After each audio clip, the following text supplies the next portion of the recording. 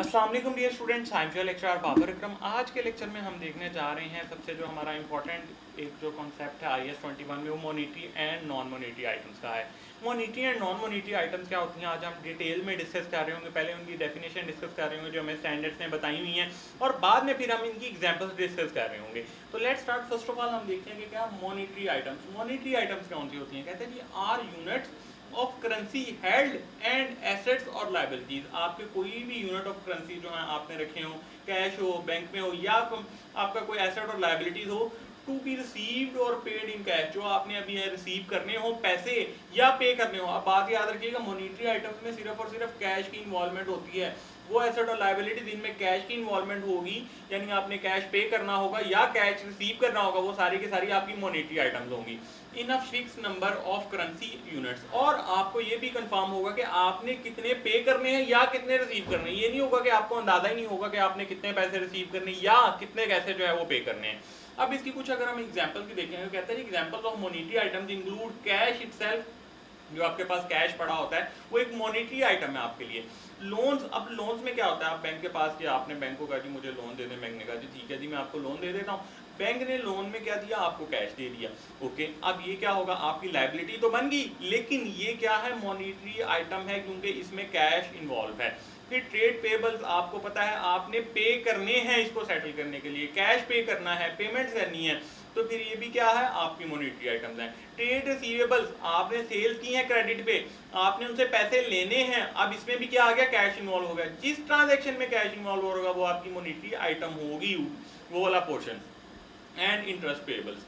अब कहते हैं नॉन मॉनिटरी आइटम्स में, कहता है इसकी डेफिनेशन तो हमें स्टैंडर्ड नहीं बताई, लेकिन ये क्या होते हैं, but they are items that are non monetary items. जो नॉन मॉनिटरी आइटम्स नहीं होंगी वो सारी की सारी नॉन मॉनिटरी आइटम्स होती हैं। They include tangible non current assets, investments in other companies, investment properties and deferred taxation. इसमें क्या इंक्लूड होता है नॉन मॉनिटरी आइटम्स में? नॉन मॉनिटरी आइटम्स हैं आपके क्या जी, वो tangible non current assets involve होते हैं, आपने किसी कंपनी में इन्वेस्टमेंट की हो, वो किसी प्रॉपर्टी में इन्वेस्टमेंट की हो वो, और डेफर्ड टैक्सेशन जो है वो इन्वॉल्व हो रही है। ये सारी की सारी नॉन मॉनिटरी टैक्स जो है वो आइटम्स होती हैं। मॉनिटरी में क्या टैक्स जो है कैश इन्वॉल्व है। नॉन मॉनिटरी जिसमें आपकी टेंजिबल नॉन करंट एसेट्स आ गए, आपने कोई इन्वेस्टमेंट की हुई है कंपनी में, प्रॉपर्टीज में की हुई है, कोई डेफर्ड टैक्सेशन आ गया। अब इनकी हम देख लेते हैं एग्जाम्पल। अब एग्जाम्पल के तौर पे फर्स्ट ऑफ ऑल मॉनिटरी की हम देखते हैं कि एसेट क्या कब बनता है हमारा मॉनिटरी एसेट। यानी लेट सपोज अगर मैं आपको पढ़ने से पहले एक एग्जांपल देता हूँ कि आपने कुछ क्रेडिट पे चीज़ें सेल की थी। अब आपने सेल तो रिकग्नाइज कर ली, लेकिन रिसीवेबल वाला जो पार्ट है वो आपने अपना एसेट रिकग्नाइज कर लिया। ठीक है, एसेट रिकग्नाइज किया, उसमें क्या होना है, आपको पैसे आने हैं, कैश इन्वॉल्व है, तो वो आपका एसेट क्या कहलाएगा, मॉनिटरी एसेट कहला रहा होगा, रिसीवेबल। अब अगर आपने किसी को पे करने हैं, जितने पे करने हैं वो आपने अपना पेबल रिकॉर्ड कर लिया। जब आपने अपना पेबल रिकॉर्ड कर लिया, आपको पता है कि आपने उसको कितने पैसे पे करने हैं, तो पेबल आपकी क्या होती है, लायबिलिटी। इसमें भी क्या है, कैश इन्वॉल्व है, क्योंकि आपने कैश की ट्रांजैक्शन करनी है पे करने के लिए। तो ये क्या होगा, आपकी मॉनिटरी लायबिलिटीज होंगी। अब देखते हैं first of all deferred tax asset आपका आ रहा होगा, वो monetary asset. Net investment in lease आपका monetary asset. Investment in debt securities आपका जो है वो monetary asset. Trade receivables, other receivables, कुछ एडवांसेस जो हैं आपने to be receive back in cash करने हैं। फिर cash and bank included terms deposit, ये सारी की सारी अगर आप ट्रांजैक्शंस देख रहे हो या सारी की सारी चीज़ें देख रहे हो, इसमें कैश इन्वॉल्व है। So that's all, that's why these are all monetary assets. अब हम मॉनिटरी लायबिलिटीज़ की बात करें तो इसमें क्या आता है, रिफंड लायबिलिटीज़ आपकी आ रही होंगी, प्रोविजंस आ रही होंगी।